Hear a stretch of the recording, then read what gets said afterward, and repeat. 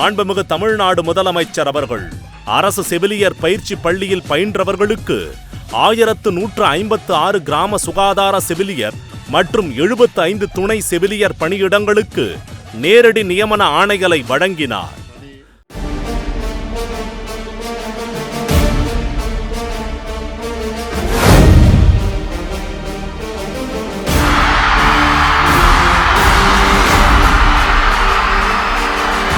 கல்வியில் சிறந்த தமிழ்நாடு, தமிழ்நாட்டின் பெரும் கல்வி எழுச்சியின் கொண்டாட்டம் சென்னை ஜவஹர்லால் நேரு உள் விளையாட்டு அரங்கில் உணர்வு பூர்வ விழாவாக நடைபெற்றது.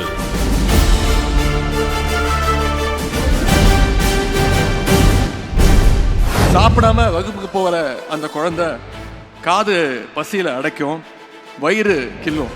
இன்னைக்கு அந்த பிரச்சனைகள் எல்லாத்தையும் நம்முடைய முதலமைச்சர் அவர்கள் தீர்த்து வைத்திருக்கிறார்கள். மாணவ செல்வங்களே, நீங்கள் படிச்சு முன்னேறுகிற காரணத்தால நீங்கள் மட்டுமல்ல உங்கள் குடும்பமும் முன்னேற போகுது. நீங்கள் தொடர்ந்து படிங்க. உங்களுடைய படிப்புக்கு துணையாக உங்களுக்கு வேலைவாய்ப்புகளை உருவாக்க இந்த முத்துவேல் கருணாநிதி இருக்கேன். CM morning breakfast scheme. I wanted to announce here on in this dais, Telangana government is going to implement this scheme in next academic year. 2025-26 கல்வி ஆண்டிற்கான புதுமை பெண் தமிழ் புதல்வன் திட்டங்களை தொடங்கி வைத்தார்.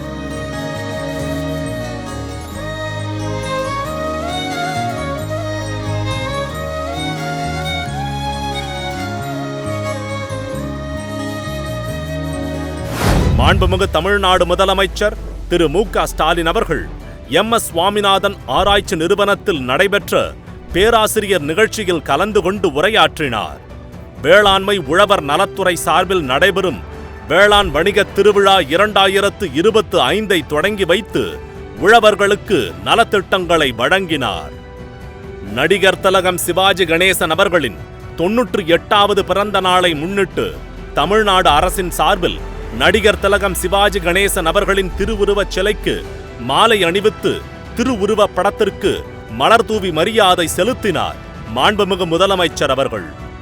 உத்தமர் காந்தியடிகள் அவர்களின் 157வது பிறந்த நாளை முன்னிட்டு தமிழ்நாடு அரசின் சார்பில் உத்தமர் காந்தியடிகள் அவர்களின் திருவுருவ படத்திற்கு மலர் தூவி மரியாதை செலுத்தினார். ராமநாதபுரம் மாவட்டத்தில் நடைபெற்ற அரசு விழாவில் 176 கோடியே 59 லட்சம் ரூபாய் செலவிலான 109 முடிவுற்ற பணிகளை திறந்து வைத்தும் பல்வேறு துறைகளின் சார்பில் 50,752 பயனாளிகளுக்கு 426 கோடியே 83 லட்சம் ரூபாய் மதிப்பிலான அரசு நலத்திட்ட உதவிகளை வழங்கினார். நெடுஞ்சாலைகள் மற்றும் சிறு துறைமுகங்கள் துறை சார்பில் கோயம்புத்தூரில் 1,791 கோடி ரூபாய் செலவில் கட்டப்பட்டுள்ள தமிழகத்தின் மிக நீளமான 10.01 கிலோமீட்டர் நீளம் கொண்ட 4 வழித்தட மேம்பாலத்திற்கு GT நாயுடு மேம்பாலம் என்று பெயர் சூட்டப்பட்டு பொதுமக்களின் பயன்பாட்டிற்காக திறந்து வைத்தார் மாண்புமிகு முதலமைச்சர் அவர்கள்.